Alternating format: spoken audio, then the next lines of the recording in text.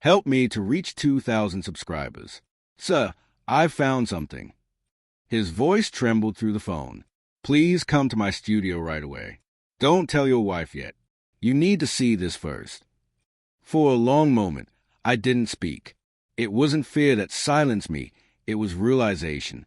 Somewhere deep down, a part of me already knew. I'd just been too stubborn to admit it. When I arrived, he didn't say a word. He simply opened his laptop, double-clicked a folder, and let the truth play out frame by frame.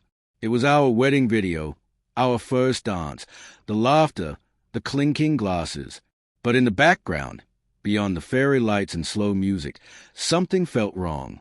Her hand wasn't in mine. It rested on someone else's shoulder. His hand was on her waist. My best friend, my best man. They weren't just smiling. They were looking at each other as if they were the ones getting married, and we were intruding on their moment. That single frame shattered everything I thought was real. We met 5 years ago. She was a graphic designer, quiet yet magnetic, a calm storm wrapped in elegance. She made me believe that peace could have a heartbeat. I was busy building my firm, working late nights, chasing stability. She brought stillness into my chaos, or so I believed. Betrayal doesn't always arrive loudly.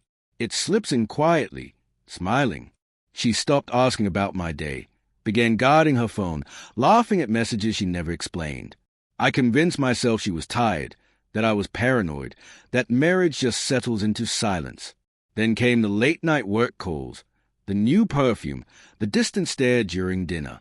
I noticed everything and said nothing, because sometimes silence isn't weakness, it's a weapon you're still sharpening. The photographer handed me a flash drive. I wasn't sure if I should show you this, he said softly, but you deserve to know. Deserve. That word felt like a blade. That night, I sat in my office replaying the footage over and over until denial became impossible. I didn't shout. I didn't break anything. I simply opened my notebook and began writing names, dates, patterns. Revenge, I learned, isn't anger. It's precision. I knew they'd keep meeting. They always do. Betrayers think secrecy is intelligence.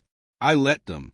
I stopped questioning her absences, stopped coming home early, even smiled more. She thought her guilt was invisible. She didn't realize I'd already started dismantling her world. I began with our finances. Every shared asset, the house, accounts, investments, slowly became mine again. Legal loopholes are surprisingly kind to those who plan early. I had the marriage agreement reviewed for tax reasons. She signed it without reading. Trust, I realize, is the most dangerous blindness. Then there was my best friend, the best man who toasted to our love with wine that still tasted of deceit. He worked under a contract I managed. I didn't confront him. I just adjusted his terms, one clause at a time, until his firm started bleeding cash. By the time he realized his project was void and his name blacklisted in corporate systems, it was too late. He blamed luck.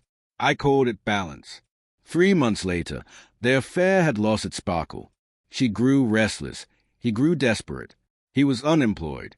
I watched from a distance as they fell apart, like two thieves turning on each other after a failed heist. When the time felt right, I left an envelope on the dining table. No note, just photographs. Our wedding, the hotel lobby, her laughter frozen mid-lie. She saw the envelope before she saw me. Her face drained of color.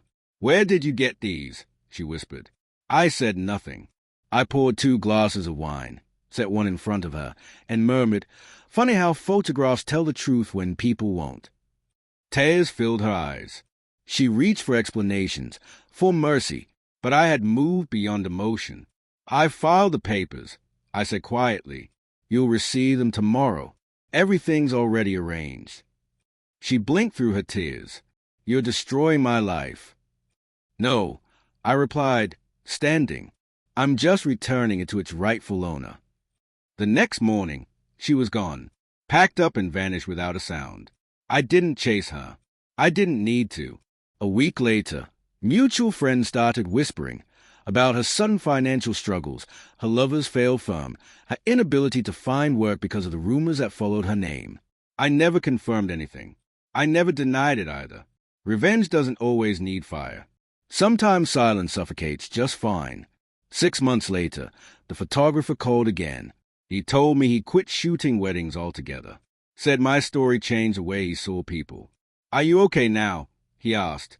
I paused, looking out over the city that had watched me crumble and rebuild myself. "I'm better than okay," I said, because peace doesn't always come from forgiveness. Sometimes it's built from the ashes of what you refuse to forget.